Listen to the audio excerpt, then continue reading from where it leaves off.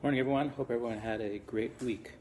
Oftentimes in the Torah, when we find that two laws or two stories or two episodes, two ideas are put right next to each other or in the same Torah portion, oftentimes that's alluding to something deep concept that Hashem, that God in His infinite wisdom, is trying to teach us. In this week's Torah portion, we find a very beautiful example of such. In the beginning of the Torah portion, we find the story, the tragic episode of the spies, where 12 individuals went into the land of Israel to tour to see whether or not the Jewish people would be capable of conquering the land, taking over the land, and settling in the land. And we know the story. They came back with a slanderous report. They saw things in the land of Israel, and they came back, frightened the Jewish people, and told them there's no way that we're going to be able to conquer the land of Israel.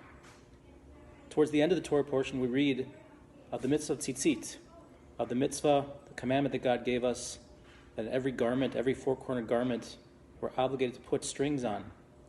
And the commentators ask, why are these two sections in the Torah put right next to each other? Why do we find them in the same Torah portion? What's the connection between the tragic episode of the spies and the commandment of tzitzit? And if one looks deeper and sees the underlying mistake that the spies made, was that they saw the land of Israel, which could be, they could have seen it, they could have interpreted the events that they saw in the land of Israel. They could have seen the giant fruits in the land of Israel and interpreted and seen those things in a positive way. They could have saw the land of Israel and the blessings that God gave us and interpreted those as good. But their mistake was that they interpreted it as bad.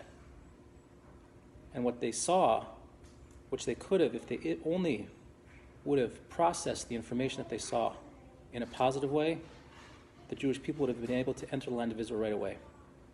But they saw something that could have been interpreted as positive or negative, and unfortunately their mistake was they interpreted it into the negative. God says the rectification of that mistake is to look at strings, is to look at wool, is to look at the tzitzit, the fringes on the garment, something that's just neutral.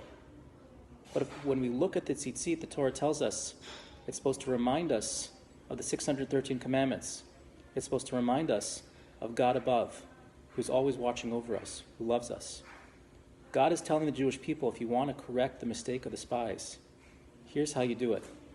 Look at things in life, something as simple as four-cornered garment with some strings on it.